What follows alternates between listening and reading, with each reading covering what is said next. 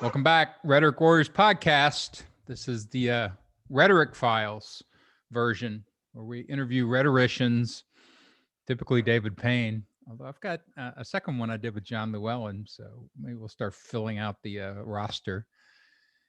And this is focused around sort of deep diving on specific topics with rhetoricians to, I don't know, more deeply explore. It's not super prepackaged content. I'm not trying to build this so that it's like a delivered lecture. It's more about us wandering. So that's what we're going to do today. And the Rhetoric Warriors project, again, I talk to comedians. I talk to the right, which I've been doing quite a bit of lately. And I talk to experts. I'm Dr. Dan, American rhetorician, producer, comedian, guy sitting in his chair in Austin, Texas. My guest, once again, Dr. David Payne, rhetoric PhD from Kansas or Iowa? PhD from Iowa. Iowa. Which people don't really know, but that was like the program at that time, right? It was, right. Yeah. You had all those guys. I was there at the end of the programness of it. I don't think I was the single-handedly brought it down. You were the last card that brought the. It was the end of a tradition. I think I commented before that a number of the great old persons scholars were fading into retirement and ill health. So I got to have like the last class from a number of really super people that no longer would anybody know their names. But right. So who was there? Booth was there, right? No, Wayne Booth. I forget where Wayne Booth was. Doug Ginninger, Donald C. Bryant were the grand old men of the field at the time. And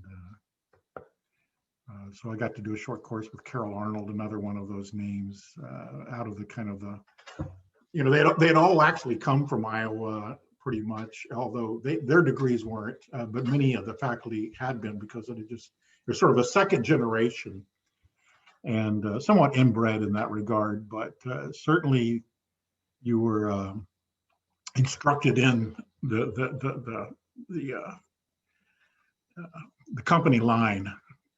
Well, and they were heavily in terms of the history of this thing. Right. They were heavily into actual speech, right? They sort of looked at speeches and that was their tradition. Well, that was an older tradition that, speech criticism, but they were very much into rhetorical theory and rhetorical history. And the program was structured around, I think the opening speech to me was, we have 5 periods and we want you to take a class in each of the periods. Yeah. So. Okay, that is, yeah. So we got kind of the survey course and I really didn't like it much at the time, but have, learned to value that more and more as you get distant from the rest of it. I don't have access to some stuff that otherwise I probably wouldn't have.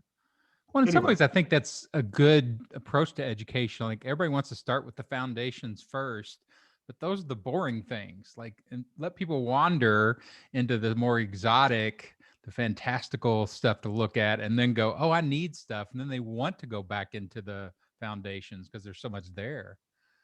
Right. Well, that was certainly the idea that, you didn't just explore individual topics. To get a PhD was to have this sort of comprehensive exposure to all of this. That was the idea. So you got it. You're foundationed and fantastic. I got some version of it anyway. Yeah. Well, our topic this week is loosely propaganda, and I'll tell you where this comes from. Like I said, I've been doing more sort of delving into the right. I've been doing more converting conservative podcasts lately.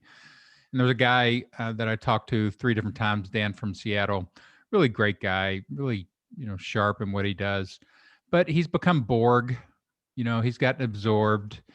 And I try to get in and do a little bit of working on the architecture, the infrastructure inside their heads, because it's so incomplete. It's so half of the Death Star that I ended that with, hey, I only want to get 3 ideas into your head today, which is the simulacrum means that you're getting bad information.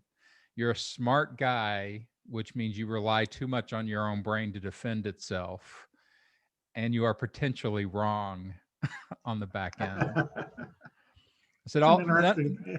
not telling you this is true. I'm just saying this is something to look at as an architecture. And he came back with, well, what does propaganda look like? Like, can we go through, can you pick something? Because we were talking about the Chauvin trial and we were talking about Matt Gaetz and a couple of the other issues that have been propagandized. He goes, what does it look like? Can you show it to me?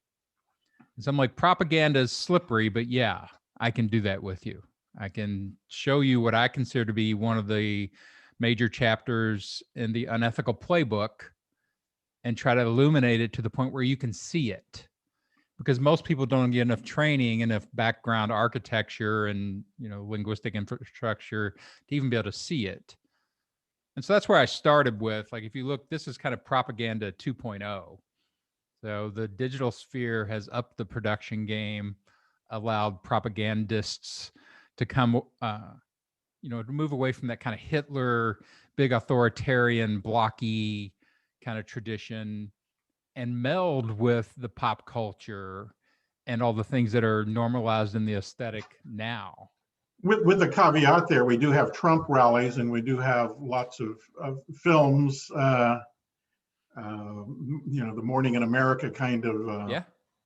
So in a way, I'm not sure how far we've moved. We've certainly blossomed them into more ordinary discourse, when at one time that seemed rare and exotic.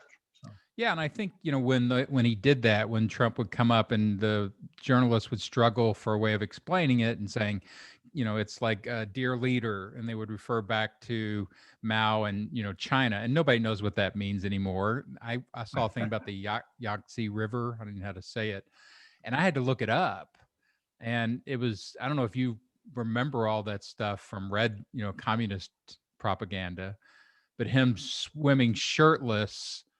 When he was an older guy, they put him shirtless in the Yangtze River, and he swam supposedly the entire way, beating all the other younger swimmers. Wow. And that's where that dear leader, that's the origin story of it. And so everybody had to come on and praise how well he swam. And it ties right into Putin shirtless and all. I was going to say, I'm aware of the shirtless tiger hunting Putin. Yeah. So there's that easily, recognized big, clumsy world like that. And then it goes all the way down into this sort of very submerged, hard to find, digital propaganda. But when you look at this, like when your background isn't, like, how much propaganda stuff did you teach or did you, track? Or well, this is an opportunity, and I'm happy for you to educate me into how you're making that term useful, and maybe together rehabilitate it somewhat. I think UTA for the persuasion course, and as we talked about with education last time, the textbook was primarily to reduce every theory of advertising, every theory of influence, down to a page and a half, and so that people were getting lots of terminology for the same stuff from these different kinds of points of view. And I confess I found the propaganda in some ways the hardest to teach, because the materials out there, and if you Google them, you'll still see all of these things, are really, they're really very basic and Right. come from a fairly naive point of view when they sort of say, okay, this is deceptive communication, this is communication that influences this, and a lot of the examples. So they'll say that the techniques from the International Propaganda Association, I don't know what year it was, the 20s or something, but the term kind of seemed to come alive with mass mediated things, although pamphleting could be propaganda as well. But glittering generalities, wisdom of the rustic, these things are all true of folklore. They're true of any political speech. They're not And so to use such a severe term as propaganda to talk about what's really kind of ordinary composed discourse seemed a little clunky. I mean, Yeah, for sure. I agree with that. and we do use it as a very dyslogistic term to like rhetoric is often used to say that it's somehow bad stuff. And so those kinds of basic strategies are, pretty common. Now, if somebody, there are people that don't know that. There's a huge chunk of people. So this is also back to our discussion of education. What do you do with the folks who are simply unaware that all of that goes on? You would want to know those things. But there's nothing theoretical in that description of how these things work that is special. Yet at the same time, I think we reserve propaganda for labeling, systematic attempts to me, it suggests that these stories are out there, these images are out there living a life of their own. They're propagating through the mass media. And that's kind of the general strategy. And I guess that gets back to the one other criterion that is that the sources are often concealed. We don't know who starts these things, right? Even though that would also be true of folklore or rumor or something else. Yeah, and I think it's a good place to start. The word propaganda and the history of that, the study of it, it amazes me that like glittering generality seems to be the one that people can remember. And it's a tactic list, like you said, that's not very specific and it's not very the bandwagon effect. Yeah. This is great for teaching because any commercial or almost any political campaign will illustrate these things daily. Right. But that doesn't make it propaganda, right? Like when you start to look down into the elements of defining propaganda itself, I mean, you start with sort of source, right? Most of the sources of propaganda are national governments. Yeah, our state actors, political factions of some sort or another, right? Yeah. Yeah. So I mean, it's not done by businesses. Like advertising is done by businesses. Right. But propaganda, if we're trying to get some kind of definitional borders around it, is done by state apparatus. Okay. I mean, do you agree with that? Like, would that make a sensible limit? I don't want to. I'll go with it, and I think that's the instinct. I think there are probably propagandists working out there. I mean, they are working through the state political systems. Maybe they're not necessarily in the government. For me, the government stuff is ideology, and propaganda is one of the things that that we would associate with the state. But I think there may be propaganda that's that serves certain political interest. Certainly, that's kind of the way we're treating.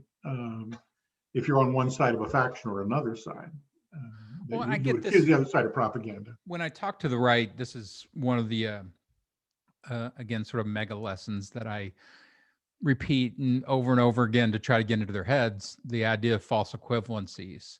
But there's so much of this within propaganda, so much of what the right does, defending itself and kind of unsettling the cognitive landscape when they talk to their herd, is to create false equivalencies. And you're seeing it right now. Maxine Walters came out and said, be more confrontational if the Chauvin trial, goes the wrong way. And they've taken confrontational, as some type of incitement to riot. And I literally had, a righty do this false equivalency to me yesterday, saying, how is that different than Donald Trump, telling people to go and peacefully protest at the Capitol? She's incurring, people to go out, Black Lives Matter, to burn down. And I'm like, well, that's an amazing false equivalency. So let's take it apart and see if we can find where it's false or where it's not. But this idea of them skewing logic to the point where people cannot see the difference between a false equivalency and an acceptable equivalency. And Okay. I'm running into this constantly in the cognitive schemata of the right. Well, okay, just once again to make it a little problematic, and then we can move on if need be. But when Trump was president, he was the state, and but before that he wasn't, and after that he's technically not. Is propaganda different because he was right? And I think he was largely endorsed because he was still seen as a counter propagandist, or still seen as countering the propaganda of the state. The whole accusation of the deep state is calling out the Right. propaganda. We can't believe anything the government says is sort of key to, and so that is itself a kind of an embodiment of that. But then what about the sock puppet Facebook robots of the Russians peppering our media with those kinds of images and stories? Is that not also propaganda? It comes out of their propaganda playbook, right? Right. It's their state, but it's So Yeah. I guess So it's still that's the only way to qualify it. right. So I mean, I think your distinction between the government and the political system is useful. They're both doing propaganda at some level, depending on how much they sanction that. And just the word propaganda itself becomes a real problem for, again, non-rhetoricians, in that they're like, well, everything's propaganda. I'm like, well, that's not true. If we want to limit it, and define it and get some control over it, then we have to do that. It just hasn't been done for them. So they don't understand the term. They don't understand the terms of rationality, like the anchor points that keep things from going into skewed or pseudo rationality. So almost all of them are operating on really strong pseudo rationality axes. And so I'm challenged to go in and what do you do with that? How do you clean that up? And one of the ways is you find these little supercharged pill terms like propaganda and spend some time with it, with them. And so I think this one about, they all want to say, well, the left does propaganda too. And I'm like, I don't think that's true. Okay.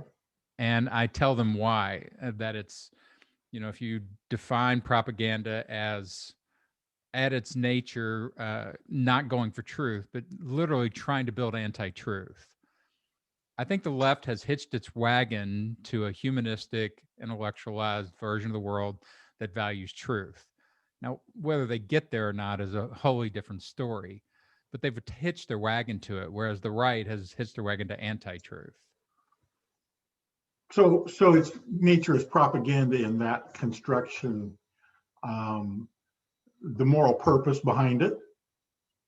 So it is clearly just an invective against, saying that this is unethical.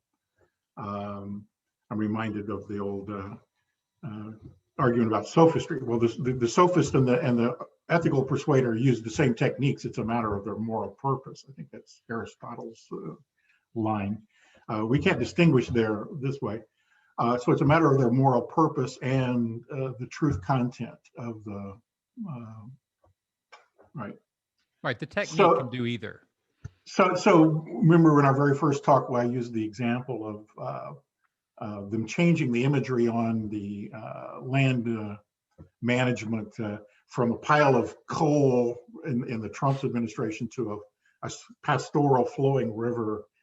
So if Biden does that, that's not propaganda, even though he's propagating an image out there that is supposed to make us emotionally charged in some way, because it has a noble purpose and right evokes what we would want the real function of this institution to be, rather than it's a humanistic goal. Okay. Right? It's a laudable humanistic goal. It's not a which I try to tell everybody, like, my major metaphor for all this is squid nest.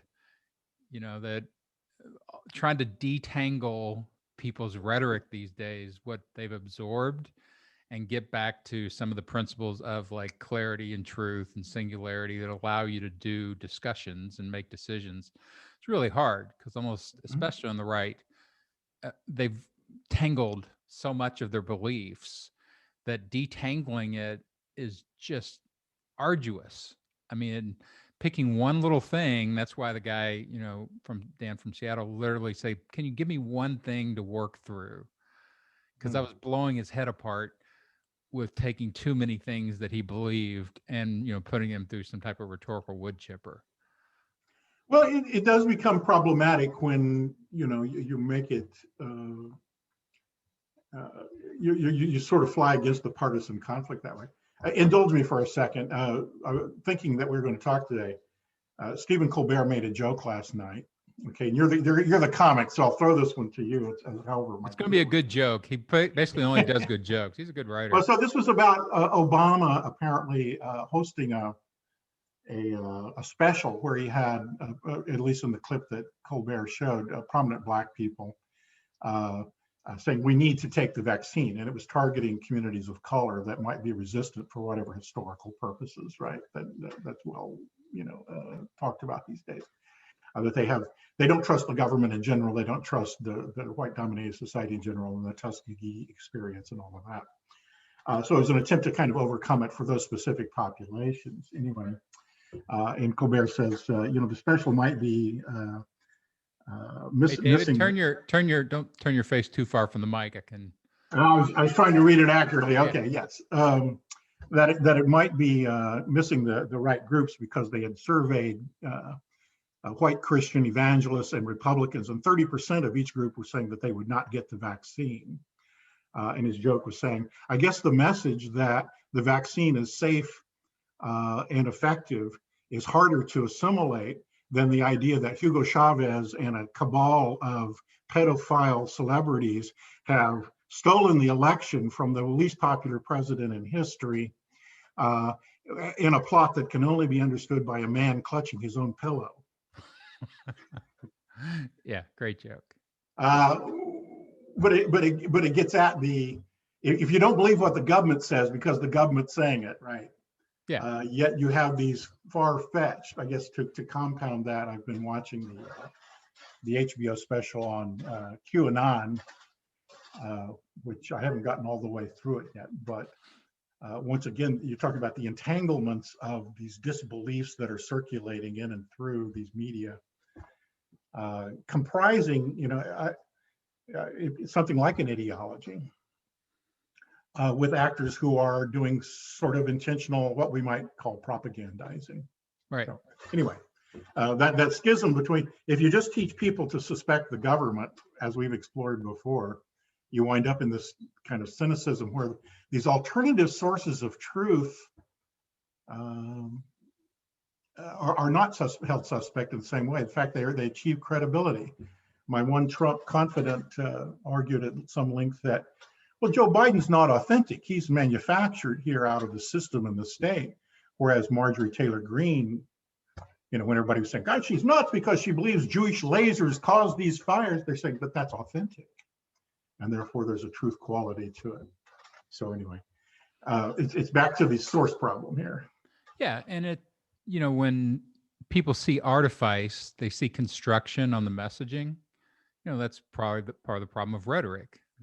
They indict it as, it's composed. I didn't know that. I didn't realize that. But now that I know that, I can't trust it. Right? Well, it's the same way people find out that stand-up comedy, like I write stand-up comedy for people they see on TV. Right. I used to also write daily jokes for morning radio guys who would say my jokes, and they sound very clever in the moment because it's all sitting in front of them pre-written. And so that pre-writtenness, that pre-artifice, but again, people want to pick that up and move it over onto rhetoric, or they want to indict the whole thing and sort of throw it all out, baby with the bathwater, and therefore I can't trust anything. Right. I think rhetoricians haven't done a good job. Again, so the Rhetoric Warriors project is to take all this stuff as much as I can, take it out into the real world and see if I can explain it to people so they see the value in having a critical apparatus in this world, And so we have to explain why when I talk about something as propaganda, and I tell people, okay, the right operates on propaganda. and they're like, what does that mean? And they want to argue. So is the left. I'm like, no, it doesn't. Okay. They both operate on influence, sometimes artificial influence, sometimes unethical influence or whatever. But the right has opened wide like a snake mouth and swallowed the ostrich egg of propaganda, and they use Well, it. I see what you mean about the problem of false equivalency, it is a kind of an armor against this analysis. Yeah, it dismisses everything. Well, and it's back to the most basic the most basic form of that is that this guy's lying. Well, they all lie. Yeah. Right. Therefore, we seek some other source of truth or some greater truth or some, Right. as in And the it leads case of people QAnon, directly. some coded Yeah. truth that's being tapped into some unlikely. Yeah, and which can't be disproven. Yeah, I think maybe that's a good one to put on the list when you rewrite the textbook. Is that it tends to explore forms of messaging that do not subject them to truth or false scrutiny. That Well, you cannot disprove these things. You know, they get interlaced with logic, but they're story forms. And I tell people all the time, like the QAnon is just a much better story. It's got supervillains, it's got hidden mysteries, and we've been trained to that. How many movies have you seen that are very similar to that? Some type of hidden evil. That's all science fiction. You know, we've been trained to that story format. So it's real easy to move over to conspiracy thinking in this culture. Right. And image becomes another resource. I think I think technology has a lot to do with it. And I think of Jacques Ellul's analysis that focuses on propaganda. But I recall one of the stories from one of Ronald Reagan's media guys. I guess the story in the newspaper that was written that day was about them doing union busting of some sort or another. But the picture that they got it printed was of Ronald Reagan drinking a beer with the guys down at the Union Hall. And he said, we didn't need to worry about the story because the picture is all that people would look at, right?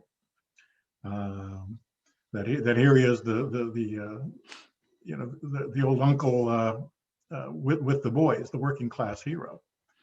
Well, and take it back to the Putin shirtless Putin. You still remember it? Sure. Easy. I don't know anything about that is Putin. true. I still remember that example. That's right. I know nothing about the guy, really. I know vague stories, and the word oligarch has kind of stuck with him a little bit for me, but I know nothing about him other than that. But I've got that image. Poison's journalist, I guess, would be that. So when you think about, so if your goal as the rhetorician was to teach people to protect themselves from propaganda, what are some of the things that you would haul out?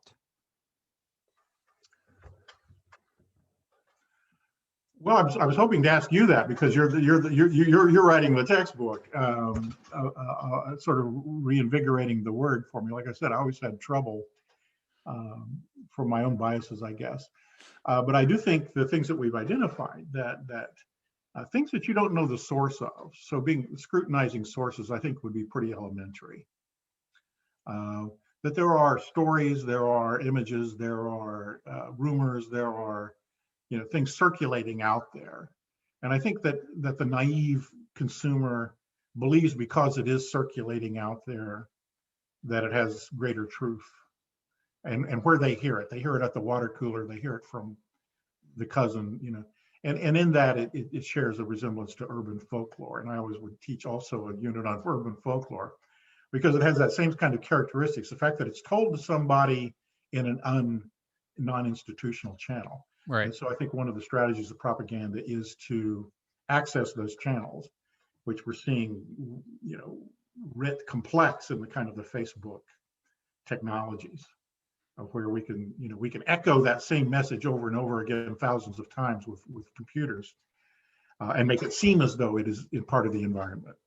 And once again, when challenged to ask, how do some of these, why is the guy, the inventor of a pillow company, a spokesperson of truth at the Republican convention, and why is, the idea that celebrities and liberals eat babies, held by a more than frightening percentage of the population, it has to be that kind of environment, almost populating and furnishing the world with these kinds of images. So I think that not knowing the source of these things, disguised sources, would be a criterion. Well, let's talk about that one a little bit. And I think state-sponsored propaganda certainly is, but once again, you don't want to make the state dysfunctional and keep these other things alive. Well, and it's become not just the state, it's it's the state, it's the political apparatus, but it's also the connection to the intellectual apparatus, the think tanks, the, ideology coming from the sort of powerful cabals of the Koch brothers and stuff like that from behind the scenes. And one of the things I try to, it's another image that I can get into people's minds a little bit, is top-down monolithic communication builds. And so this idea that the right, if you go back to the Powell Doctrine in 1971, where Supreme Court Justice Powell wrote a paper basically saying the right's going to lose unless they create an messaging infrastructure, because universities are all humanist and intellectual and we don't have that stuff. So it literally laid this out of fund, get money and fund think tanks to generate positions and to attack the left's positions, and then get media to where you can distribute those things. So you have the Sinclair Broadcasting, you have the Fox, they started with AM radio because it was so cheap and there was no competition there. And then that becomes handed down to the herd. And so one of the other ways I try to deconstruct the right when I can do conversions on them is that they're carrying around scripts that they did not create and they don't know where they came from. Like I can pull out exact scripts and words and, exact lines that they're all saying. I'm like, well, where did you learn that? Like this guy kept hitting me with that. We started on this topic of whether Trump's a racist. He gets accused of being a white supremacist supporter, a racist, and all this stuff. And he's like, well, there's 38 instances, there's clips of 38 times when he's disavowed white supremacy. And I'm like, you have never watched all those things, and you did not put those clips together. And you are hitting me with this number 38 because you feel like it's overwhelming. All that. And there's no context being 38 times. The press forced him to disavow it after hemming and hawing at great length. There's also, so I'm like, all that has been handed to you prepackaged as an argument, right? And you're just using it, which means you've been used by the monolithic system all the way down. Same way like the Catholic Church, at one point at least had the power for the Pope and the papacy and the bishops to come up with positions, hand it out throughout the whole world, and then it goes into the pulpits and the herd hears it. And I mean I like that, and it sort of encounters the same difficulty. What I'm hearing is not just the sort of the concealed source part of it and the circulated part of it, but also that there's kind of an organization behind it. That it's more than just tactical. It is strategic and part of a coherent. So you're talking about it as conspiratorial in a way. No, I'm just talking about it as organized, and that's what they always want to say. Like, well, doesn't the left do the same thing? I'm like, no. I said it's just organized communication, which in propaganda terms is great. The state can do all that stuff, but in human reception terms is dangerous. It can do good distinction. Too much power. But the whataboutism is conspiratorial. Well, yeah, this is what everybody does. So, yeah, again, but I'm like, they have handed that to you, that false equivalency again, that overgeneralized conclusion, as a fallacy. They've handed that to you as a, an attack. Well, and I think that is something that on the street kind of wisdom and analysis and journalism has not done much to expose. Is the the sources and the think tanks and their allegiances and where they're funded, that one can trace this back to. So that is a story not often told. It just sort of appears as, the nightly report. And I don't know if you've ever actually read any of the output that think tanks put together, like the right, especially the think tanks. They are incredibly detailed. They'll put out a 75-page report about, what to say about the Chauvin trial if it goes this way versus this way versus this way, and it's all the way down to scripts, like exact lines. And that's why I say, like, it's a monolithic, very organized, high-powered communication infrastructure. Sure. Which, it's dangerous if you just allow that to operate without people being able to see into it and to know that it's there. And the whole herd doesn't know it's there.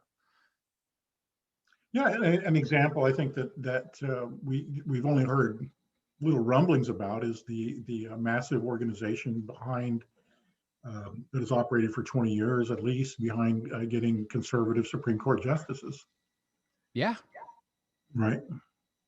Yeah, I mean, just knowing the agenda of that architectured, organization, people don't And that even know. organization maybe used Trump as much as vice versa. Well, I think Trump was a clown who jumped into the Porsche. Like, they built a Porsche and they're ready for Rubio or Cruz or whatever stooge that they had groomed. And no, Trump had way more skills with the media and everything, and just jumped into the car and took it. Right, but this is the deal that got cut, because I don't believe he is really morally shocked and outraged about abortion. But that was the one promise he made. I mean, he made two big promises that allowed him to get enough support to get elected. One was that he would only choose Supreme Court justices off this particular list come up by that foundation, right? And the second one was that he would give the Republican tax cut, which was Paul Ryan's plan. He was not in favor of that to start with. So he's neither a moral nor a fiscal conservative, but those are the two unequivocal commitments he made to get elected. Hey, the clown will spray you with whatever seltzer you put in the bottle. They don't care. They just want to spray. But once again, I don't think most people, and certainly not most followers of Trump, realize that he didn't really invent those things. I mean, this is not his platform. Right. So the question is, if you're dealing with a audience, a herd that likes a simplified explanation or a story-based explanation, what I just did sort of blows their minds. They want to reject it, this idea of the monolithic structure and where it is and all that kind of stuff. And I have a couple of sources, simple sources, that can kind of help them see it a little bit better. But they will do everything they can to mentally and cognitively keep this out of their heads, because it's so antithetical to what the output of that stuff is that they want to live with, the stories. They don't want to believe that their story has been constructed by guys like me back behind the doors writing, stories. Like, I did a podcast, I don't know if you watched any of it, of a buddy of mine who executive produced Worldwide Wrestling for a while. And he wrote the storylines. Who was going to win, who was going to lose, how was it going to happen. And they had a writer's team coming up with the stuff all the time. And that blows people's minds that it was all that constructed. And QAnon, I promise you, the same thing has happened. There's a writing team somewhere in some right-wing think tank that is filling that story bucket. Maybe. I mean, that wouldn't shock me to discover that. And I haven't studied it. I haven't ever gone to any of its, so everything I'm saying is kind of overheard. From the little bit that these two episodes of that documentary have exposed me to, I'm not sure it even has to go to that effort. It seems like one of the things it has going for it is now made you look. So everybody's waiting on it. It's sort of like being there with Chauncey Gardner. The audience is constructing this as they go by their constant attention, and so there's a feedback loop going where that will say something, the QAnon, whoever's doing it, will say something ambiguous. People will respond to it and assign it deep inner meanings, and then it will choose one of those to fan as the next Right. step. So yeah, And it's so the there is this naturalistic story perverse builds. Yeah. fantasy chaining going on based upon a kind of an immediate audience. It's sort of like fan fiction where you constantly write what the fans are feeding back into it. Yeah, and that's what I talk about with propaganda 2.0. What happens is you start to get these production structures, these creativity structures like that, like harvesting from a million users and fans Right, for right. storylines. And sitcoms have done this. They all do it. They all monitor this stuff. A lot of stand-ups have had really great concepts or jokes lifted and then recycled back through some type of story, writer's room and appear on a sitcom. Sure. Because it's such a massive resource to have a million people or whatever thinking about your story. And QAnon's the exact same thing. And that's when I talk about propaganda 2.0, it's not, one or two or three Nazis sitting in a room going, "What do you think?" or whatever. It's all this story resource. And when it hits, like there are lots of other conspiracy theories other than QAnon, and he cobbled together a bunch of different elements Yeah, of those it seems to be conspiracies. kind of a gathering place for it can absorb almost any. It's a meta conspiracy. It can absorb almost any other conspiracy. Yeah. And that's, I mean, to me, that when you look at it, like, how do you deconstruct that? So you've got this super source, like we look at it and go, that's stupid. How can people believe that? But it's not a cognitive product, it's a story product.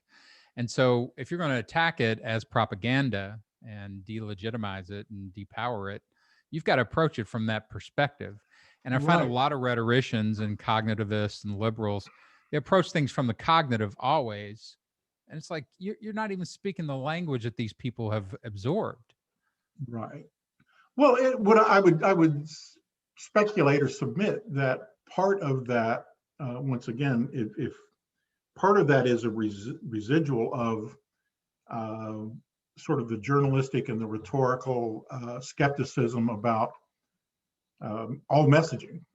And so if you say the government is constantly manufacturing messages to steer you to this way, this is kind of the first naive step to sort of say, oh, gee, I can't believe any of that. So I am susceptible. So the other alternative is, nihilism. I can't believe anything. Or why isn't it ever, I better get much better at figuring out what to believe?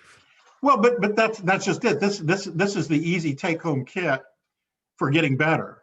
That's the point of it, isn't it?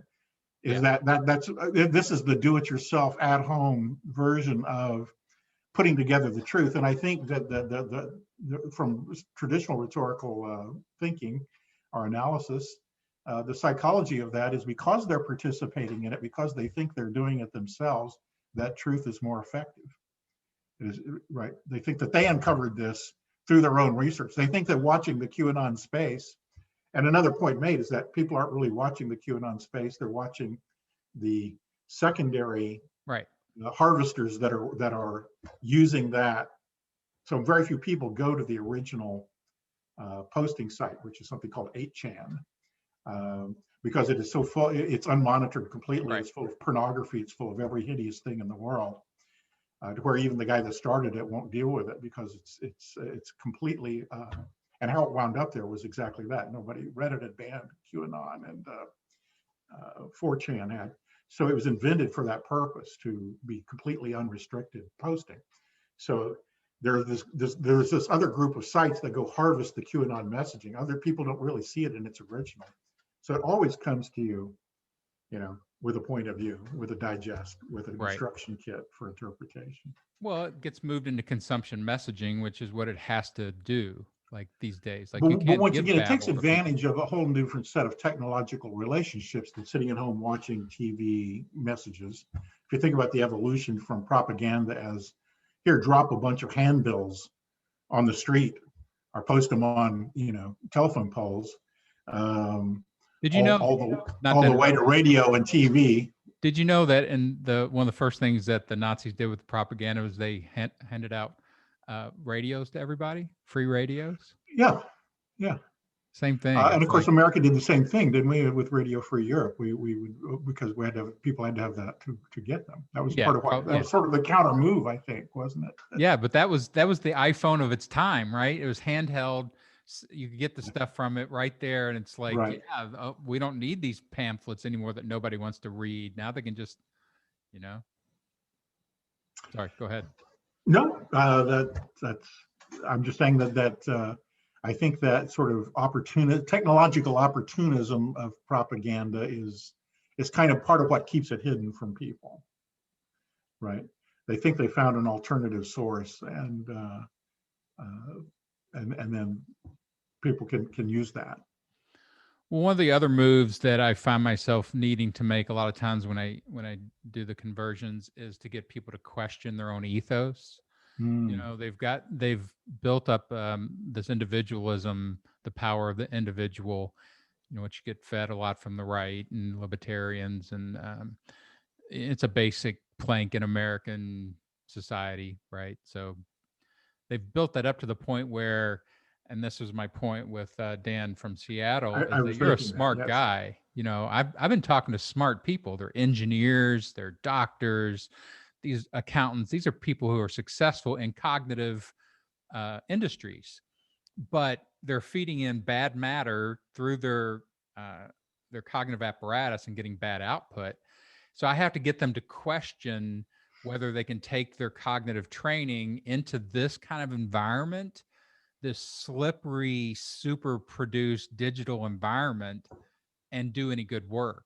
They have to stop relying on themselves, which again, it allows me to at least try to move them over to maybe let me teach you a little rhetoric to protect yourself with, so that you can up that ethos. Because you have zero, like when I tell them, like, you have zero training in rhetoric, formal training at least. You know, we all do it implicitly. There's an informal learning about messaging, but that's not going to get you in this kind of simulacrum environment. That's not going to protect you.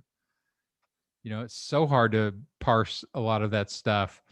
Even just you like watching, you know, the HBO thing on QAnon and just now picking up a lot of that stuff, even though you're one of the most high powered trained human beings on the planet in rhetoric.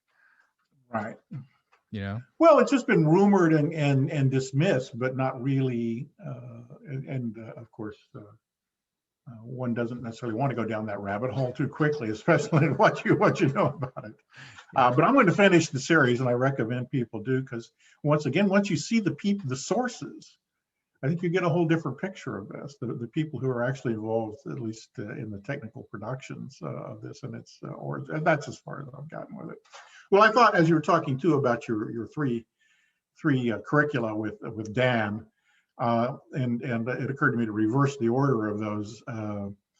If I understood, you said you're smart, you're using your own brain too much, and what was the last one? Well, the core is you're using your own brain too much. To the left is here's the simulacrum, and to the right is here's the output that's flawed because you've taken it through your brain without any rhetoric training. And you're wrong was the final one, right? Yes, you're wrong. That's what I keep telling you. So what if you reverse those to say, okay, plank one, you're wrong. Two, this is because you're not accessing sufficient information outside your own thinking. So you're trapped in you're isolated, siloed in your own biases here, and needs. And three, you're a smart guy, get with it, right? So you can do this. That sounds like a pretty good curriculum to me. Yeah, I think, you know, the challenge becomes in the digital, you know, the simulacrum it's not just a joke. It's so good at producing itself. And in ways of like this appropriation, this incredibly effective appropriation they've got of take whatever they're accused of in propaganda. And this is in the Putin playbook, is just accuse whatever crime you're accused of, whatever technique you're accused of, just mirror it back and accuse the accusers of doing it. And you see this technique used in incredibly sophisticated ways right now. So this idea that maybe Black Lives Matters or people are going to protest even violently, you know, the verdict is now reflected back onto the Capitol insurrection. And it's like, well, they're just protesting. So, you know, what's the difference? Right. And the equivalency between, storming the Capitol and brutalizing some policemen and, setting a dumpster fire in Portland. But so that, that tit for tat, which it goes nowhere, it just spins the wheels, right? Right. But is the technique to go in and, talk about, to try to prove a false equivalency, or is the technique to get them to understand what a false equivalency is? Right. Like if you go down into the example itself, into the micro, you're lost. If you can keep them at least at mid-cro or macro where they can see some of the theory, like they can't see the mega kind of theoretics up here. They misuse that. But I think a lot of it is me trying to just keep them above the example itself.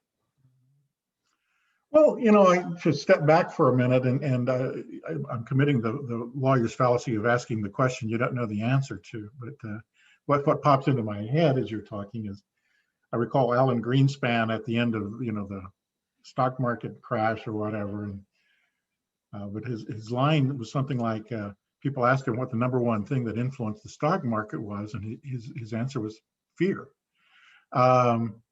And it seems to me that there's a kind of a bottom line here that it's trust.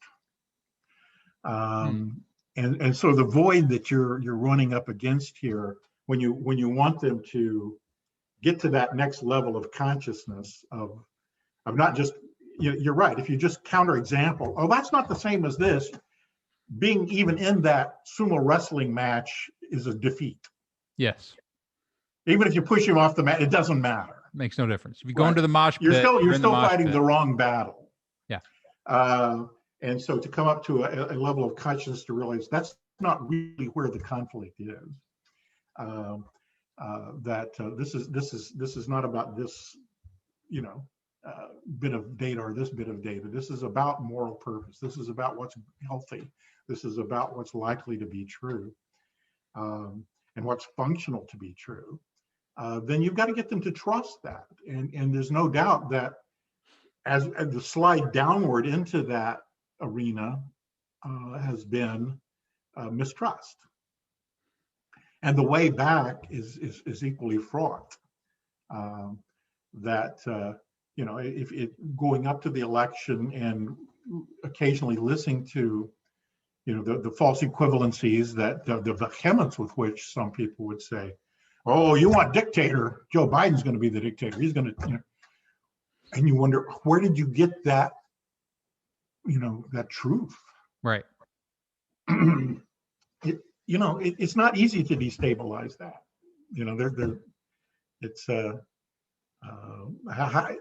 I don't know what that place is, what to get them to trust again, rather than. I think I'll tell you some of my experience with that, because what I try to do is get them to transfer their trust onto me.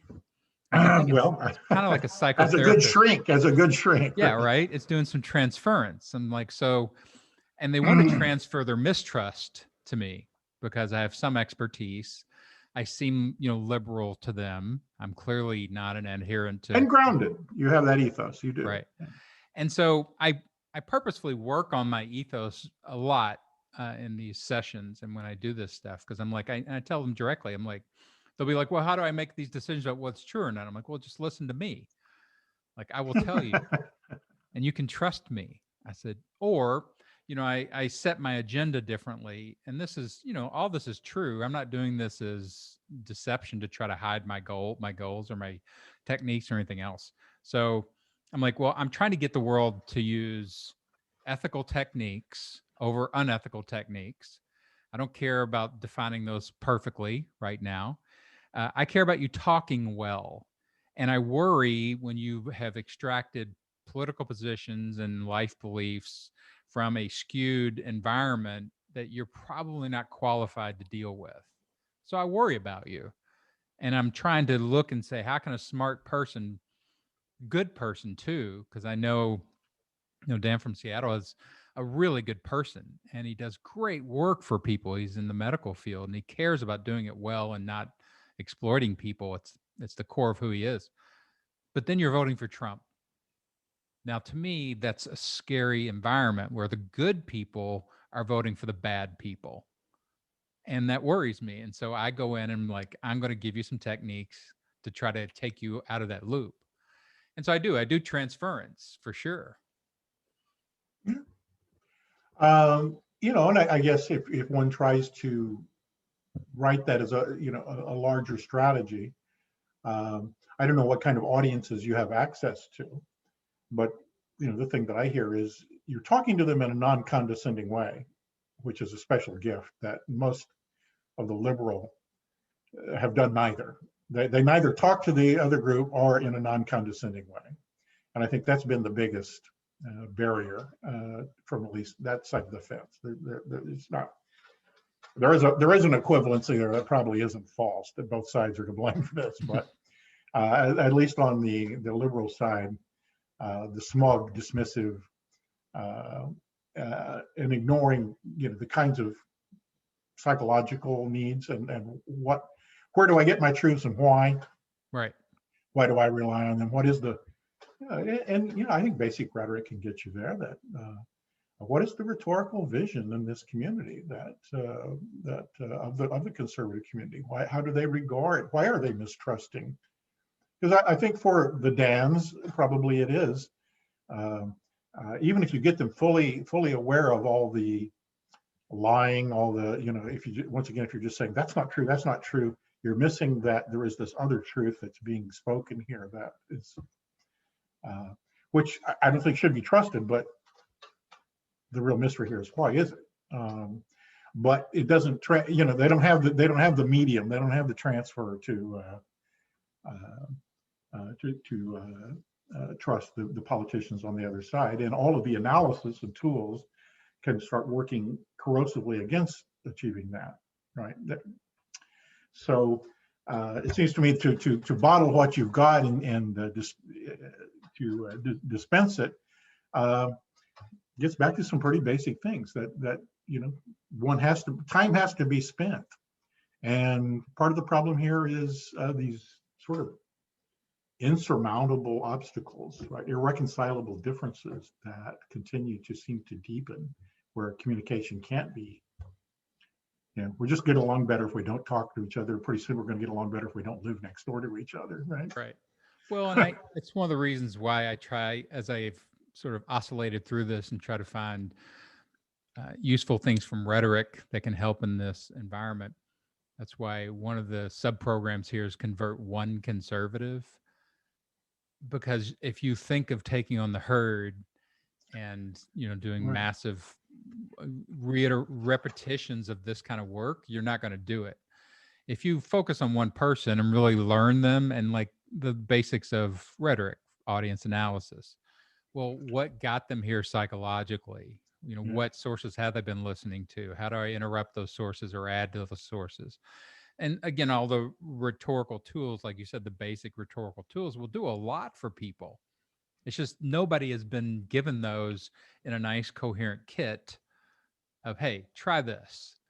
Like the validation, like learning how to validate somebody, whether you can disvalidate, you don't have to validate their worldview or their politics, but you can easily validate the fact that they're trying to figure things out. Do the right thing. Absolutely. And I hear a lot of times when I talk to Hart did the same thing, and you've done it a couple of times, where I hear politicians say, when I talk to normal people, I know we're all trying to do the same things. So they add an equivalency, and it may not even be a false equivalency, but that the right and the left are both trying to do the same thing, instead of seeing the complete disequivalency between them. That rhetorical move of turning it over and saying, well, let's find the equivalencies between these sides. Right. Yeah, a different kind of common ground. I mean, are we just going to bicker about what's true, or are there other forms of common ground? Yeah. Maybe some sub-department in this effort should be finding those obstacles to cooperation and commonality. I think about the way that we report politics in blue state, red state, and people start thinking in that tropism about, I'm in a red state. And then we start fighting about that as though that we're, ignoring the fact that there are millions of Republicans in California and New York, and there are millions of Democrats in, Wyoming, whatever. And so maybe not so many, but Yeah. but we are living together, right? And once again, if we start thinking in terms of these labels, and it's all funneled through something quite abstract in terms of the set of images and semiotics on the media, rather than who do I talk to at the store? I'm pretty sure the gals I talk to at the store, checking my groceries that are so friendly, I'll probably vote for Trump. And it's just not an issue, right? So I think maybe part of this is the specialized, unintegrated isolation of our media experiences when we go home and get on our computers or watch the TV, the nightly news or whatever, or watch my Fox News. You're participating in that drama of difference and conflict. Right. And that is the nature, right, of sticking your head into the simulacrum every night. Instead of living in the real world where, like, the de Tocqueville stuff about people are doing politics on a local level and sitting in a meeting and listening to other people talk and how they talk and trying to persuade those people versus trying to persuade somebody on Twitter, that the distance between those two experiences on every level, it's informative. Like, if you really do want to change, that's why I do the convert one conservative. If you want to change somebody, you're going to need a relationship. You're going to need multiple conversations. Right. You're going to need all those skill sets of, And, hey, and let's help. anything has to be sustained outside of that environment. Yeah. That's the number one conclusion about media. Doesn't have really any influence unless those things are sustained outside the media environment. But as with, you were talking about the simulacrum, not getting outside the media environment changes that game. Yeah, good luck. I go to the gym and people right. We're not going to church. We're not going to the marketplace. We're, One of my favorite things at the gym was I went in once to 24-hour fitness, and they have 40, TVs everywhere. And somebody had gotten the remote and changed all the TVs to like the PTL, like religious station, and then stolen the remote. Wow.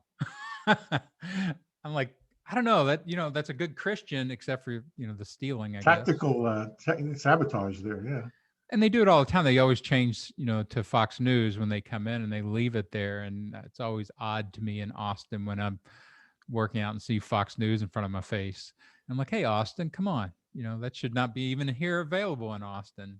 Good. Yeah, I don't know who made the joke, but CNN is what you watch at the airport, right? Yeah. So, I mean, propaganda 2.0 to me is possible because of the digital.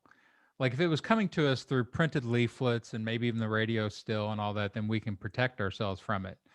When I see smart people, good people being absorbed, I'm like, no. They've got a new inroad. Like, the bridges, the chutes into people they're different now, and people don't know how to defend themselves from it. Sure. So I hear a lot of this, in Fox. I tell people, it's one of the other stories I tell people about Fox. So here's the claim I start with. Well, Fox is not new. It's a propaganda machine. It's what it's designed to do. And they're like, well, what? And I'm like, no. It was literally inserted by a foreign power. The Rupert Murdoch was Australian. He's not American. Built purposefully to put right-wing propaganda up with the other top three, networks. Reagan allowed it all in, like he made him a citizen and got rid of all the different, FEC, whatever it is, legislation that would have kept that propaganda off the air. And it's been operating now since, early 1980s. And it's just incredibly effective. Now it's moved over into digital. And you don't know how to protect yourself from it because you don't even believe it exists. You think that's news. And you look at the early things that Fox did, rhetorically, which was to equate themselves with news. We're Fox News. We are fair and balanced. They appropriated all that language of journalism as cloak, as nice sheep clothing to get, the wolf of propaganda out into America. And to me, that's the only central explanation I can see for how effective that stuff's been. It's come under that digital, sheep's clothing that is so strong. with draping it in American rhetoric, draping it in journalistic rhetoric, all that kind of stuff. And it's just so potent that people haven't been taught how to protect themselves from Yeah, it. I'm not sure how we got to the place where people watch it and watch it exclusively and watch it all the time. I mean, the age of the readership has something to do with it, that there was this sort of lost community of boomers that had lived in the shadow of of the liberal mindset, the blue collar boomer contingent that simply had not been voiced. And I think, you know, it has more to do, or is maybe more animated by the next group to come along, the Gen Xers. If you look at voting behavior and if you look at the demographics on Fox. So it may be, you know, there's this just unexploited group there who are making some sort of natural life turn into spending more and more time with political news and whatnot and drama. That this occupied that, and that just became a kind of a self-reinforcing bubble. Certainly, I think if one were to really story it, going back and looking at the mainstream news people that eventually got into, for whatever reason, Fox, and all of a sudden we find out what their political opinions are. It's kind of a media colonization. Right. Yeah. Yeah, it's a colonialism approach to media, you know, to get into that land and create some space and bring in your weaponry and your armies and recruit. But part of it has been, you know, once again, it sustains itself through this corrosive partisanship that sort of says the other side is trying to, you know, there's where the propaganda is. Right. And it's again, that's why I said, like, the master trope or the master fallacy of false equivalency is just to move all that stuff again into the same pot and not see the differences. And that's one of the challenges, again, I have when I talk to the right is, let me show you why, because they all say, well, the left does the same thing, you know, it's infrastructure. I'm like, no, it doesn't. I said, you show me on CNN where, or, you know, any of the liberal outlets where a think tank has moved a message all the way down through the system and it comes out of Jake Trapper's mouth. Now, Jake Trapper may say similar things to what the think tank started with or whatever, but there's no script. There's no infrastructure for it like that on the left. Well, and there's all kinds of other unfortunate cultural things going on in the hatred of Rachel Maddow, right? And the not appreciating the fact that she pretty much proves what she says, right? And you know, that's just writ media. The problem with Hillary Clinton, smart women and fact-based reality are not quite the all-star wrestling. Right. They're the ones we want to hiss, right? Not the ones we want to cheer on. So this is an ongoing issue. I mean, the propaganda world and the power of it and the fact that it's evolved. I sent some sources to you. One of them is this sort of Russian journalist / celebrity who we used to work somehow in the KGB. And I remember reading a thing from her on Twitter when she was talking about, you know, you Americans are so fucking stupid. You look at propaganda as if it was still the 1950s. And Putin was in the KGB. He is not stupid. Like, they have evolved their propaganda to the level where you cannot see it, you know, and they've got all these techniques. It's evolved just the same way all the rest of the culture has. And you need to get, you know, with it and actually illuminate this stuff and defend yourselves. And that message never gets out, you know, that the stuff that it has evolved, you know, it's not just sat there in big rallies and all that. You still see some of it because it's effective technique with Trump, but you know, it's not going to just sit there. Probably the ideology of a free society and free press and all of that. Yeah, you've got all kind those of open works doors to undermine our desire to, you know, to want to go there. And you get back to that same reading of Orwell that, in 1948 and on, that he's really critiquing these communist state-controlled societies where information is contained. And of course, our celebration was always, well, we can all say anything we want to. Right. And I think that ethos is part of what the carrying for the decrying why we can have these radio shock jocks and Fox News people, or not even news people, whatever they are, conspiracy mongers, and the QAnons, is that this is once again this constant revelation of the hidden truths. And so that trope all by itself is locked people into a naivete about. And once again, Putin figured out a long time ago, start tinkering with that, right? Interfacing these naturalistic modes of crowd information. Yeah, I talk about it again. I try to find the simplest metaphors I can to start the conversation, and the idea of we have now polluted our public discourse streams, and we started with advertising, like all the different things that we dump into the stream, and now high-end propaganda. Like, and then you go, well, you're supposed to learn about people in a democracy so you can make decent decisions about who you vote for. You're going into the same stream, for that information. And I think that is also part of the problem, is that we, unlike Russia, which has been a propaganda state for 80 years at least, commerce is our number one thing, making money and shopping. And so advertising has had free reign. Well, most of these techniques, if you really want to, come up with the playbook of propaganda, just follow advertising. Yeah. Here, create a relationship. Here, product placement. Here, all of those techniques are done by smart people trying to figure out how to use the media to get you to behave, to control your behavior. And so, but I think they're definitely siblings. Our sort of freedom of the marketplace keeps us from wanting to get too far into that as our expression of freedom. And so our ideology there is kind of working against us. That's giving something up.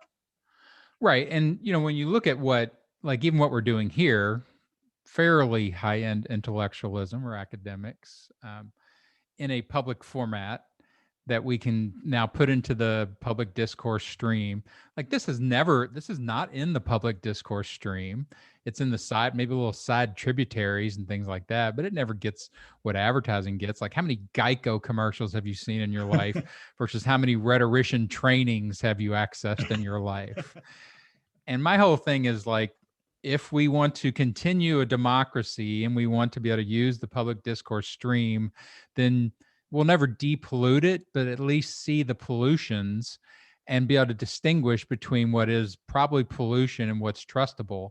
And I think when you pull that word trust out, I bring people back around to ethos as it's a less corrupted right now, I think, rhetorical area for people to be able to look at and think. So I'm like, you can trust me. And I do this with everybody I talk to. I'm like, you can trust me. Not for everything. You probably don't want to give me your credit card and that kind of stuff, but you can trust that I'm trying to do a certain thing for you. And I don't care what you vote for. I care about, can you think your way there, and can you talk? Can you look at the talk? And if I can get that, then they start to value ethos a little bit more. Like even if you try to do an ethos war and say, hey, Biden's a better person than Trump, right? I've tried that a few times, and that they can't even hold on to that.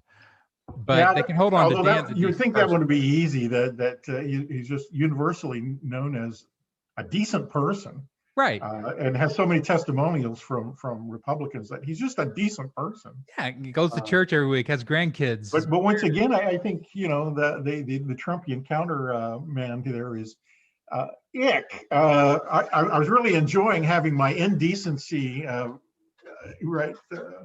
exposed and voiced here.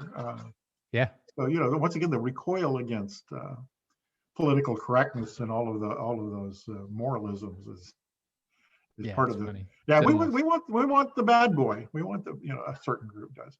I'd say back to what you're saying, and I endorse it completely. just rhetoric 101 would suggest audience analysis and targeting one's audience. There are certain, at this point in time, there's certain audiences that, have a fundamental problem with reality. I mean, traditionally, these are the people that send wedding presents to people on soap operas and stuff. They just have there is a category there. Sure. And there are people who are so inoculated in, the function of the pulpit here in American religion as an ideological tool, that's pretty hard to assail. And I think for a certain segment of the population that's been consistent, they kind of may run hot and cold on conservative candidates, but that, once again, that's just sort of nullify those voters. You can't fundamentally ideologically convert them. Too much inoculation there. And we, so that would be one, but there is a certain group, and I think right now, the digital big small brothers. I usually remember to silence that, yes. But the group that I think is going to be sort of in play here is really the labor group. That they are political, they do have investments, they will go back and forth and have gone back and forth. And so the Republicans are now targeting that group, and the Democrats had better. And so it really isn't the intelligentsia that has that much of a problem. Yeah, I would agree with that. And again, more story susceptible groups. So, if you're going to be on the liberal side and you want to do some winning, write some really good stories, because conspiracies are pretty good stories. A commentator that I think has been on top of this for many years is Thomas Frank, the guy that wrote What's the Matter with Kansas? Mm-hmm. And if you look at his, he's done many lectures that are available on YouTube, and he's significantly, targeted his commentary in these last few elections about why Democrats lost labor and how that is fundamentally, and the other component there is motivating the poor. So it's not just labor, but the lower end of labor, right?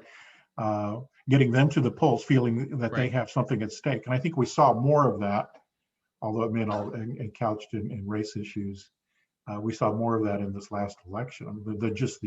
The sheer number of people who didn't vote in 2016 and the sheer number who did vote in 2020, it's a new ballgame.